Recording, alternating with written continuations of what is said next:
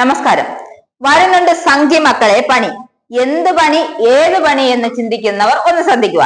നമ്മ കൊടക്കര പണി വരുന്നത്. കെ സുരേന്ദ്രനും കൂട്ടർക്കും ഇനി രക്ഷിക്കാനായി കേന്ദ്രത്തിലെ വല്യമാർമാർ അവതാരിക്കുമെന്ന പ്രതീക്ഷയൊന്നും വേണ്ട.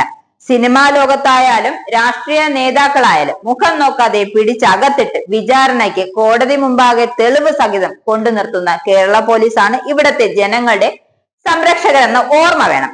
കഴിഞ്ഞ നിയമസഭാ തെരഞ്ഞെടുപ്പിൽ ഏറെ കോളിളക്കമുണ്ടാക്കിയ BJP നേതാക്കൾക്ക് പ്രചരണം ഇളക്കിമറിക്കാൻ എത്തിച്ച കൊടക്കര കുഴൽപ്പണ കേസിലെ തുടരന്വേഷണത്തിന് കോടതി അനുമതി നൽകിയിരിക്കുന്നു. ഇരിങ്ങാലക്കുട അഡീഷണൽ സെഷൻസ് കോടതിയാണ് അനുമതി നൽകിയത്. 90 ദിവസത്തിനുള്ളിൽ അന്വേഷണം പൂർത്തിയാക്കി കുറ്റപത്രം സമർപ്പിക്കണം.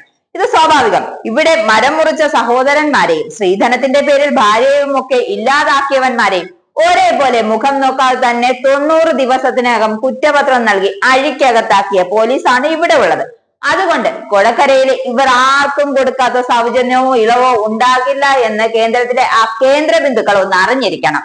2021 നിയമസഭാ തിരഞ്ഞെടുപ്പ് സമയത്ത് തൃശൂരിലെ BJP ജില്ലാ കമ്മിറ്റി ഓഫീസിൽ 6 ചാക്കുകളിലായി 9 കോടി കുഴൽപ്പണം എത്തിച്ചെന്ന മുൻ ഓഫീസ് സെക്രട്ടറി തിരൂർ സതീശൻ മാധ്യമങ്ങളോട് നടത്തിയ വെളിപ്പെടുത്തലിന്റെ അടിസ്ഥാനത്തിലാണ് സർക്കാർ തുടരന്വേഷണം പ്രഖ്യാപിച്ചത്. എന്നാൽ നേരത്തെ കുറ്റപത്രം സമർപ്പിച്ച കേസായതിനാൽ തുടരന്വേഷണത്തിന് കോടതി അനുമതി തേടി അന്വേഷണ ഉദ്യോഗസ്ഥർ DYSP VK രാജു ഹർജി നൽകിയത്. അതാണ് അടുത്ത കുറ്റപത്രം കൂടി തന്നോളൂ എന്നും അന്വേഷിച്ച തെളിവുകളൊക്കെ ശേഖരിച്ചതും മതി എന്നും അന്വേഷണ ഉദ്യോഗസ്ഥനോട് കോടതി നിർദ്ദേശിച്ചത്. കുഴൽപ്പണം കടത്തിയ ധർമ്മരാജനെ BJP സംസ്ഥാന പ്രസിഡന്റ് K സുരേന്ദ്രൻ, ജില്ലാ പ്രസിഡന്റ് KK അനീഷ് കുമാർ എന്നിവർ പരിചയപ്പെടുത്തിയതായി സതീശൻ വെളിപ്പെടുത്തിയിട്ടുണ്ട്. പണം വരുന്ന ദിവസം രാത്രി ഓഫീസ് അടയ്ക്കരുതെന്നും നേതാക്കൾക്ക് നിർദ്ദേശം നൽകിയിരുന്നു. കുഴൽപ്പണ സംഘത്തിന് ലോഡ്ജ് മുറിയെടുത്തു നൽകി. ജില്ലാ ട്രഷറർ സുജയ് സേനും ധർമ്മരാജനും കൂടെയുള്ളവരും ചേർന്നാണ് പണച്ചാക്കുകൾ ഓഫീസിന് മുകളിലേക്ക് കയറ്റിയത്. ഈ പണം കെട്ടുകളിലാക്കി മേശപ്പുറത്ത് വയ്ക്കുന്നത് കണ്ടതായും വെളിപ്പെടുത്തിയിരുന്നു. ഇനി വേണമെങ്കിൽ BJP നേതൃത്വത്തിന് കേന്ദ്രത്തിനല്ല മുഖ്യമന്ത്രിക്ക് പരാതി നൽകാം. തങ്ങൾക്കെതിരായ കേസ് ക്രൈംബ്രാഞ്ചിനെയോ വിജിലൻസിനെയോ വെച്ച് അന്വേഷിക്കാം.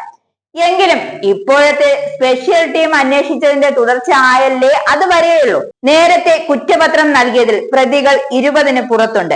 വീണ്ടും പുതിയ വെളിപ്പെടുത്തലുകൾ കൂടെ അന്വേഷിച്ച് കുറ്റപത്രം തയ്യാറാക്കുമ്പോൾ പ്രതികളുടെ എണ്ണം ഇരട്ടിക്കുകയല്ലാതെ കുറയുകയെന്നും വഴിയില്ല.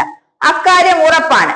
കള്ളപ്പണം കവർച്ച നടത്തിയ പ്രതികൾക്ക് പുറമെ ഇപ്പോൾ 6 ചാക്കു വീതം വെച്ചവർ 6-ന് കൂടെ കണ്ടെത്തി നിയമത്തിന് മുന്നിൽ കൊണ്ടുവരണം. എന്തായാലും കുഴൽപ്പണത്തിൽ സുരേന്ദ്രൻ മുക്കറിയിടുമെന്നുള്ള കാര്യം ഉറപ്പാണ്.